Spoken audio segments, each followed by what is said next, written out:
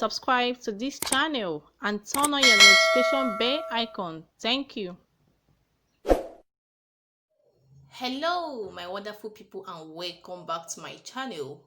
We have a new update saying that EFCC arrests the former FIRS chairman Tunde Fowler over alleged fraud. The Economic and Financial Crimes Commission is presently interrogating a former chairman of the Federal Inland Revenue Service, Babatunde Fowler, over the 100 billion tax evasion allegations leveled against a tax firm, Alpha Beta Consulting. Fowler, who was also a former chief executive officer, Lagos State Internal Revenue Service, responded to an invitation from the EFCC on Monday. A former managing director and chief executive officer, Alpha Beta Consulting, Dapo Apara, had accused the firm of tax fraud to the tune of 100 billion naira. In a petition to the EFCC in 2018, Apara stated that the Alpha Beta, the firm given exclusive rights to monitor and collect internally generated revenue on behalf of the Lagos government, has become an avenue for official corruption of government officials, a conduit pipe for massive money laundering scheme, tax evasion, among other vices. In the petition, which was written by his lawyer Adetunji Shoyoye and Associates, the ex-CEO claimed that the fraud had been covered by powerful politicians in the state. The petition, signed by Adetunji Adebayega on behalf of the law firm, read in part, "Over the years, the company has been protected and shielded by some powerful politicians and people in the society, which made them to always boast of being untouchable.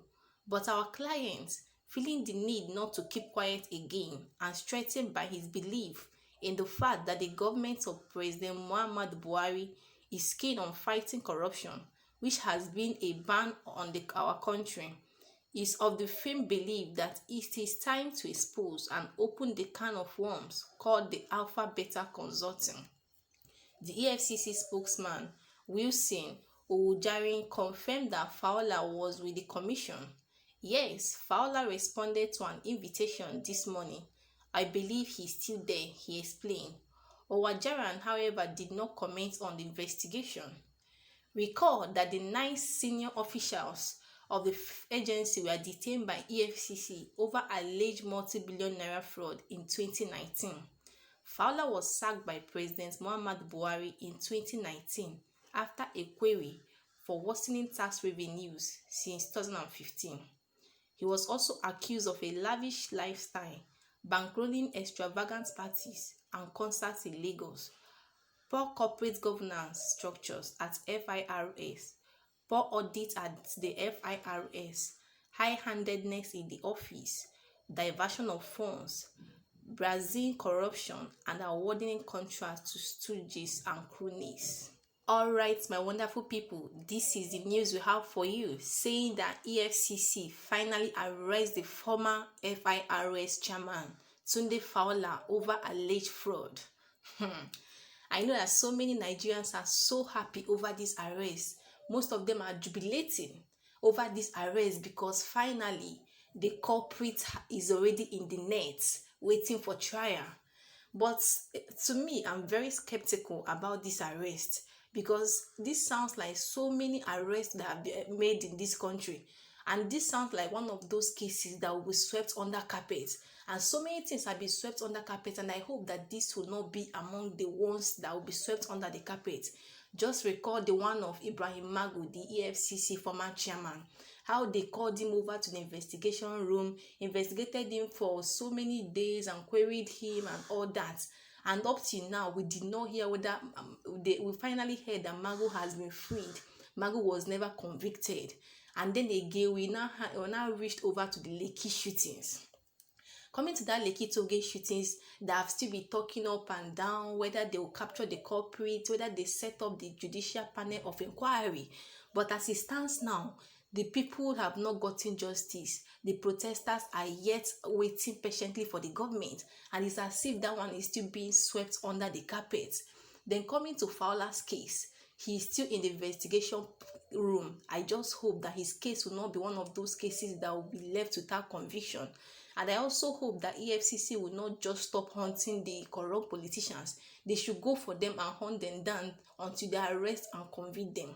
So many Nigerians have also reacted to this Fowler's case. And one of the comments I have here said, we need to be seeing the faces of the criminals in the court soon. Withholding our commonwealth to their personal use, God will keep fishing out the evil out that is stopping this country's height. The next comment said, nobody should be surprised about this. Fowler is corrupt and he's Jagaban's boy as well. It can't just be 5 billion naira. So do your investigation well. The youths are still coming for you all. One of the comments I have here said, every time we hear of arrest, later we will hear that they have fainted in court or traveled out of the country for medical treatment. When are we going to see those who are milking Nigeria's treasury sentenced to life imprisonment? The next comment said, you arrest them after some months, no news about them again. Only God will fight for our country. Then one other comment I have here said, it seems every person in the office presently and that has ever held one is corrupt. Simple. Nigeria has been surviving on life support for decades, honestly speaking.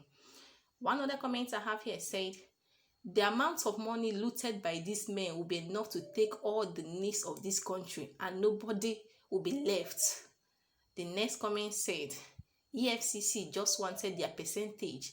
Nothing good is coming out of it. I'm sure Tunde Fowler is not even in the country. That is really a funny one.